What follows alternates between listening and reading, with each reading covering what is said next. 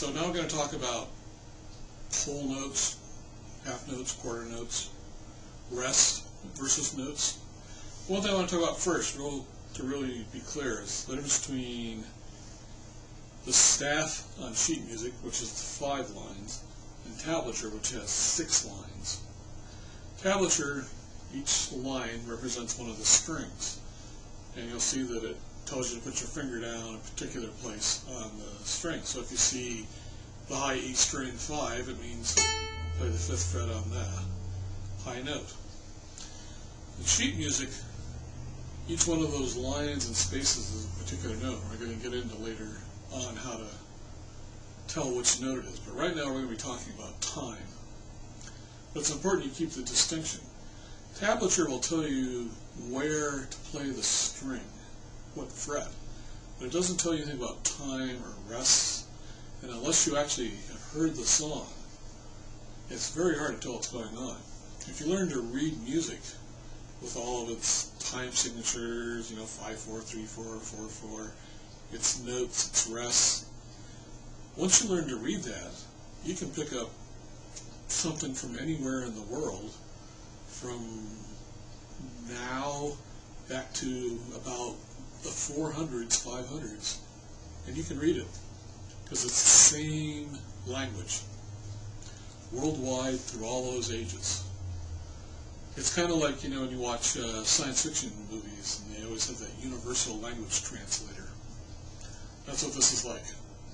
So you're going to be learning a new language, and it'll be frustrating. You've probably noticed that learning to play the guitar or any instrument has a level of frustration because you're constantly learning new things.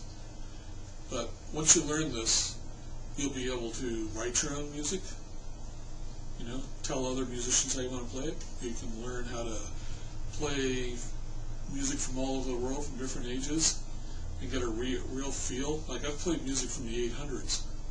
Very different style of music than anything you hear nowadays. But let's start over. Let's start out with the time length. So there are notes and there are rests. You'll see them at the bottom of the page. A rest means don't play anything. When you see a note, it tells you to play a certain length. Now, for instance, this is a whole note. I'm going to do this in 4/4 just to make it easy. 1, 2, 3, 4. And you hear how the note kept ringing. 1, 2, 3, 4. Now, if you go 1, 2, 3, 4, that means the first note was actually only a quarter note because it only played 1 beat, and then there was 3 rests. So you go 1, 2, 3, 4, 1, 2, 3, 4. That's the difference. Now, half note takes up 2 of the beats. 1, 2, 3, 4. 1, 2, 3, 4. Twice as fast as the whole note. Quarter note is twice as fast as the half note. 1, 2, 3, 4. 1, 2, 3, 4. Eighth note, twice as fast as the quarter note. 1 and 2 and 3 and 4 and 1. So each one of these iterations is twice as fast as the previous one. 1 E and there's, when you get up to like 64th notes, usually that means the tempo is slowed way down. Because at this speed, 1, 2, 3, 4, 64th would be along the lines of,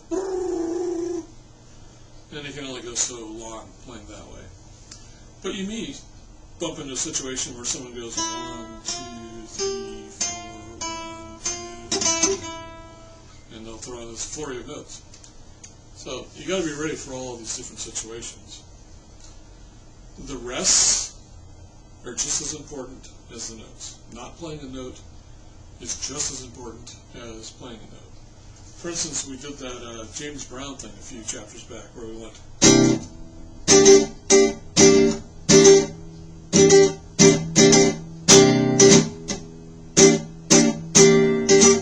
And it gives you that. Of course, he'd be having horns also, so it gives it this much more danceable sound. But if you're just going, or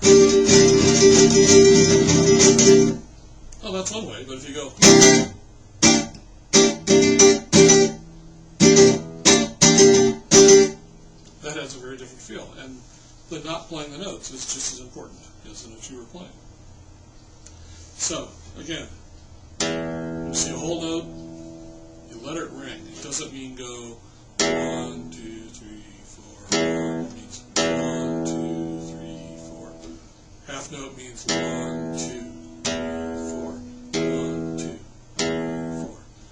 4. Now, you can also have a situation where you have a quarter note and then a half note and a quarter note. So you get 1, 2, 3, 4, 1, 2. Sorry, 1, 2, 3, 4, 1, 2, 3, 4. So you can see that you can completely alter these things. And you'll also see in some sheet music where there'll be like a half note, but it's like on the fourth beat.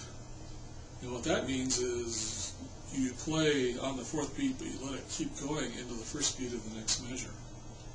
So it just kind of, you'll go 1, 2, 3, 4, like that. 1, 2, 3, 4, 1, 2, 3, 4, 1, 2, 3, 4. So there's a whole variety of these things. Don't think that when you come to a measure, everything has to fit in there. It's just a way of keeping time and letting you find out where you're at. Like in a lot of sheet music, the far left measure has a number on it. I think say there's 4 measures, and you'll have 1, 5, 9.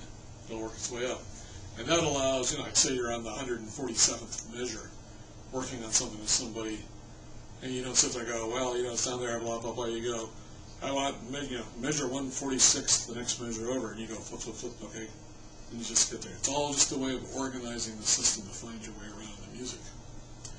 Again, it's a language.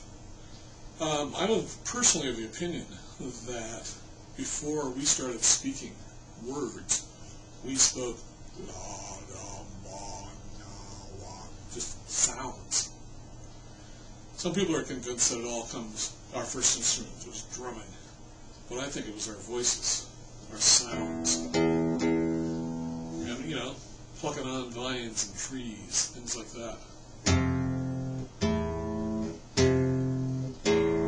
That's part of the reason, I believe, that music has such an effect on people, because it's really our primary language. We just don't know it very much anymore.